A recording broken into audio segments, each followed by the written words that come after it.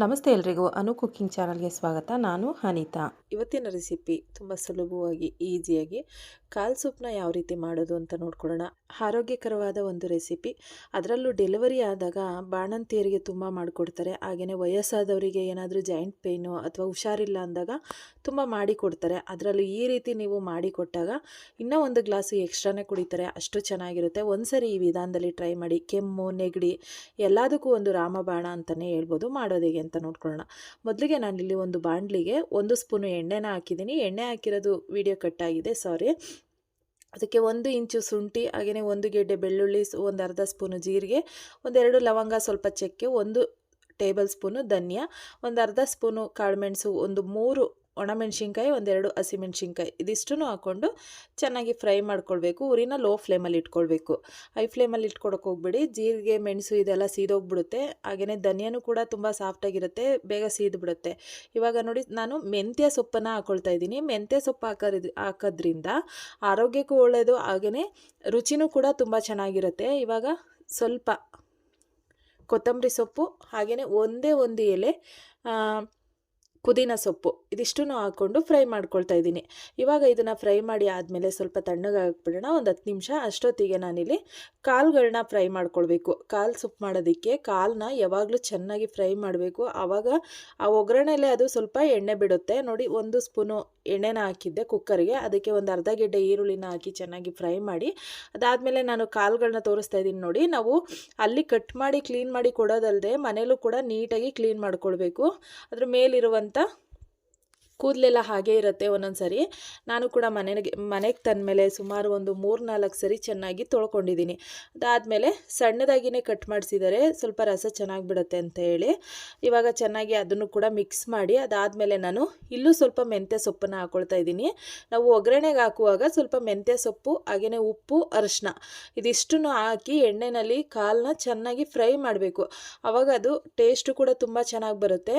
ಎಣ್ಣೆಯಲ್ಲಿ ಫ್ರೈ ಮಾಡಿದಾಗ ಅದ್ರ ಘಮನೂ ಕೂಡ ಹಾಗೆ ಇರುತ್ತೆ. ಇವಾಗ ಇದನ್ನು ಚೆನ್ನಾಗಿ ಫ್ರೈ ಮಾಡ್ಕೊಳ್ಳೋಣ. ಇದು ಫ್ರೈ ಆಗ್ತಾ ಇದ್ದಂಗೆ ನಾನು ಮಿಕ್ಸಿನ ಮಾಡ್ಕೊಂಡ್ಬಿಡ್ತೀನಿ. ಆವಾಗಲೇ ಫ್ರೈ ಮಾಡಿಟ್ಟಿದ್ದಂಥ ಸಾಮಗ್ರಿನೆಲ್ಲ ಮಿಕ್ಸಿ ಮಾಡ್ಕೊಳ್ಳೋಣ. ನಾನು ಇಲ್ಲೊಂದು ಚಿಕ್ಕ ಜಾರ್ನ ತೊಗೊಂಡಿದ್ದೀನಿ ನೋಡಿ. ಅದಕ್ಕೆ ಆವಾಗಲೇ ಫ್ರೈ ಮಾಡಿಟ್ಟಿದ್ದಂಥ ಸಾಮಗ್ರಿನೆಲ್ಲ ಹಾಕ್ಕೊಳ್ತಾ ಇದ್ದೀನಿ. ನಾನಿಲ್ಲಿ ಚಿಕ್ಕ ಜಾರ್ನ ತೊಗೊಂಡಿದ್ದೀನಿ. ದೊಡ್ಡ ಜಾರ್ಗೆ ಹಾಕ್ಕೊಂಡ್ರೆ ಸ್ವಲ್ಪ ಪ್ರಮಾಣ ಇರುವಾಗ ಅಷ್ಟು ನೈಸಾಗಿ ಆಗಲ್ಲ. ನನಗೆ ಆದಷ್ಟು ನೈಸಾಗಿ ಇದನ್ನು ಪೇಸ್ಟ್ ಮಾಡ್ಕೊಳ್ಬೇಕು ನಾವು. ಆವಾಗಲೇ ಅದು ಸೂಪು ತುಂಬ ಚೆನ್ನಾಗಿ ಬರುತ್ತೆ. ನಾವು ತರಿಯಾಗೆಲ್ಲ ಮಾಡಿಕೊಂಡ್ರೆ ಅಷ್ಟು ಟೇಸ್ಟಿಯಾಗಿ ಬರೋದಿಲ್ಲ. ಇವಾಗ ನೋಡಿ, ಇದನ್ನು ನೈಸಾಗಿ ಪೇಸ್ಟ್ ಮಾಡ್ಕೊಂಡು ತರ್ತೀನಿ ನೋಡಿ. ಈ ರೀತಿ ಆಗಬೇಕು. ಇಷ್ಟ ಆದರೆ ಸಾಕು. ಇವಾಗ ಇದನ್ನು ನಾವು ಕಾಳನ್ನ ಉರಿಯೋಕೆ ಇಟ್ಟಿದ್ವಲ್ಲ ಫ್ರೈ ಮಾಡೋದಕ್ಕೆ, ಅದರೊಳಗಡೆ ಹಾಕ್ಕೊಂಡು ಇದನ್ನು ಕೂಡ 1-2 ನಿಮಿಷ ಫ್ರೈ ಮಾಡ್ಕೊಳ್ಬೇಕು. ಯಾಕೆ ಅಂದರೆ ಇದಕ್ಕೆ ನಾವು ಕಾಳುಮೆಣಸು, ಜೀರಿಗೆ, ಹಾಗೆಯೇ ಧನಿಯಾ ಇದೆಲ್ಲ ಹಾಕಿರ್ತೀವಿ. ಕುತ್ತಿಗೆ ಉರಿಯೋದು ಆ ರೀತಿ ಆಗುತ್ತೆ.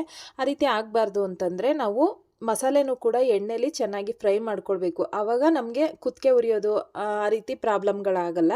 ಇವಾಗ ಇದನ್ನು ನಾನು 1-2 ನಿಮಿಷ ಚೆನ್ನಾಗಿ ಫ್ರೈ ಮಾಡ್ಕೊಳ್ತೀನಿ, ಉರಿನ ಲೋ ಫ್ಲೇಮಲ್ಲಿ ಇಟ್ಕೊಂಡು. ನಾವು ಈ ರೀತಿ ಎಲ್ಲ ಮಸಾಲೆಗಳನ್ನ ಫ್ರೈ ಮಾಡುವಾಗ ಉರಿನ ಹೈ ಫ್ಲೇಮಲ್ಲಿ ಇಟ್ಕೊಳ್ಬಾರ್ದು, ಲೋ ಫ್ಲೇಮಲ್ಲೇ ಇಟ್ಕೊಳ್ಬೇಕು. ಆವಾಗ ತುಂಬ ಚೆನ್ನಾಗಿ ಮಸಾಲೆ ಫ್ರೈ ಆಗಿ ಎಣ್ಣೆ ಬಿಟ್ಕೊಂಡು ಬರುತ್ತೆ ನೋಡಿ. ಇದನ್ನು ಚೆನ್ನಾಗಿ ಮಿಕ್ಸ್ ಮಾಡಿ 1-2-3 ಸರಿ ನಾನು ಕೂಡ ಮಿಕ್ಸ್ ಮಾಡಿ ಚೆನ್ನಾಗಿ ಫ್ರೈ ಮಾಡ್ಕೊಳ್ತೀನಿ. ಆವಾಗ ತಳನೂ ಹಿಡಿಯಲ್ಲ, ತುಂಬ ಚೆನ್ನಾಗಿ ಫ್ರೈ ಆಗುತ್ತೆ. ಇವಾಗ ಇದನ್ನು 1-2 ನಿಮಿಷ ಫ್ರೈ ಆಗೋದಕ್ಕೆ ಬಿಟ್ಬಿಡೋಣ. ಈ ರೀತಿ ಎಲ್ಲ ಮಸಾಲೆನೆಲ್ಲ ಚೆನ್ನಾಗಿ ಫ್ರೈ ಮಾಡಿ ಮಾಡೋದ್ರಿಂದ ಟೇಸ್ಟು ಕೂಡ ತುಂಬ ಚೆನ್ನಾಗಿರುತ್ತೆ. ಒಂದ್ಸರಿ ಈ ವಿಧಾನದಲ್ಲಿ ಟ್ರೈ ಮಾಡಿ ನೋಡಿ. ಇಲ್ಲಿ 1-2 ನಿಮಿಷ ಫ್ರೈ ಮಾಡಿದಾದಮೇಲೆ ಮಸಾಲೆ ಕಲರು ಕೂಡ ಚೇಂಜ್ ಆಗಿದೆ. ಇವಾಗ ಇದಕ್ಕೆ ನೀರನ್ನ ಹಾಕ್ಕೊಂಡಿದ್ದೀನಿ. ಸ್ವಲ್ಪ ಮಿಕ್ಸಿ ಜಾರ್ಗೆ ಹಾಕ್ಕೊಂಡು ನೀರನ್ನ ಹಾಕ್ಕೊಂಡಿದ್ದೀನಿ. ಅದಾದಮೇಲೆ ನನಗೆ ಸೂಪ್ ಎಷ್ಟು ಬೇಕೋ ಅಷ್ಟು ನೀರನ್ನ ಹಾಕ್ಕೊಂಡಿದ್ದೀನಿ. ಇದನ್ನು ನಾವು ಎಷ್ಟು ತೆಳ್ಳಗೆ ಮಾಡ್ಕೊತೀವೋ ಅಷ್ಟು ಚೆನ್ನಾಗಿರುತ್ತೆ. ನಿಮಗೆ ಎಷ್ಟು ಜನ ಇದ್ದೀರೋ ಅಷ್ಟು ಸೂಪನ್ನು ಮಾಡ್ಕೊಳ್ಳಿ. ಇಲ್ಲಿ ನೋಡಿ, ನಾನು ಒಂದು 4 ಜನಕ್ಕೆ ಆಗುವಷ್ಟು ಸೂಪ್ನ ಮಾಡ್ಕೊಂಡಿದ್ದೀನಿ. ಇವಾಗ ಇದಕ್ಕೆ ಉಪ್ಪು ಸಪ್ಪೆನ ನೋಡ್ಕೊಳ್ಳಿ. ಆಲ್ರೆಡಿ ಉಪ್ಪು ಹಾಕಿರ್ತೀವಿ. ಇವಾಗ ಕಡಿಮೆ ಇದ್ದರೆ ಸ್ವಲ್ಪ ಹಾಕ್ಕೊಳ್ಬೋದು. ಜಾಸ್ತಿ ಆಗಿಬಿಟ್ರೆ ಸೂಪು ವೇಸ್ಟ್ ಆಗಿಬಿಡುತ್ತೆ. ಅದಕ್ಕೋಸ್ಕರ ನಾನು ಸ್ವಲ್ಪ ಕಡಿಮೆನೇ ಹಾಕ್ಕೊಂಡಿದ್ದೆ. ಇವಾಗ ಸ್ವಲ್ಪ ಸಪ್ಪೆ ಅನ್ನಿಸ್ತು, ಹಂಗಾಗಿ ಇವಾಗ ಸ್ವಲ್ಪ ಉಪ್ಪನ್ನು ಹಾಕಿ ಇದನ್ನು ಚೆನ್ನಾಗಿ ಮಿಕ್ಸ್ ಮಾಡಿ ಇದ್ರ ಮುಚ್ಚಳ ಮುಚ್ಚಿ ಸುಮಾರು ಒಂದು 8-10 ವಿಸಲ್ನ ಬರೆಸ್ಬೇಕು. ಇದರಲ್ಲಿರುವಂಥ ರಸ ಎಲ್ಲ ಬಿಟ್ಟು ಅದು ಸಾಫ್ಟಾಗಿ ಆಗಿರುತ್ತೆ ಫ್ರೆಂಡ್ಸ್. ಒಂದು 10 ವಿಸಲ್ ನಾವು ಬರ್ಸೋದ್ರಿಂದ ಅದರಲ್ಲಿರುವಂಥ ತುಪ್ಪದ ಅಂಶ ಎಲ್ಲ ಬಿಟ್ಟು ನೋಡಿ ನೀವೇ ನೋಡ್ತಾ ಇರ್ಬೋದು ಎಷ್ಟು ಚೆನ್ನಾಗಿ ರೆಡಿಯಾಗಿದೆ ಅಂತ. ಸೂಪರಾಗಿ ರೆಡಿಯಾಗಿರುತ್ತೆ. ಅಷ್ಟೇ ಟೇಸ್ಟು ಕೂಡ ತುಂಬ ಚೆನ್ನಾಗಿರುತ್ತೆ. ಮಕ್ಕಳು ಕೂಡ ತುಂಬ ಇಷ್ಟಪಟ್ಟು ಕುಡಿತಾರೆ.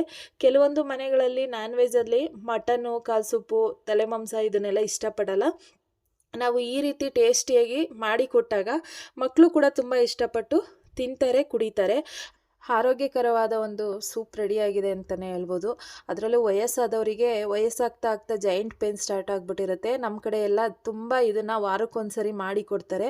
ಆವಾಗ ಜಾಯಿಂಟ್ ಪೇನ್ ಕಡಿಮೆ ಆಗುತ್ತೆ ಅಂತ ಹೇಳಿ ನೀವು ಕೂಡ ಈ ರೀತಿ ಮಾಡಿಕೊಡಿ. 1 ಗ್ಲಾಸ್ ಕುಡಿಯೋ ಹತ್ರ 2 ಗ್ಲಾಸ್ ಕುಡಿತಾರೆ. ನೋಡಿದ್ರಲ್ವ, ಇವತ್ತಿನ ವಿಡಿಯೋ ಇಷ್ಟ ಆಗಿದೆ ಅಂತ ನಾನು ಅಂದ್ಕೊಂಡಿದ್ದೀನಿ. ಇಷ್ಟ ಆಗಿದ್ರೆ ಪ್ಲೀಸ್ ಒಂದು ಲೈಕ್ ಮಾಡಿ, ಶೇರ್ ಮಾಡಿ, ಕಮೆಂಟ್ ಮಾಡಿ, ಹಾಗೆಯೇ ಸಬ್ಸ್ಕ್ರೈಬ್ ಮಾಡೋದನ್ನು ಮರಿಬೇಡಿ. ಇದೇ ರೀತಿ ಈಸಿ ರೆಸಿಪಿಗಾಗಿ ಸ್ಪಂದನ ಅಡುಗೆ ಮನೆಯನ್ನು ಸಬ್ಸ್ಕ್ರೈಬ್ ಮಾಡಿ. Thank you for watching.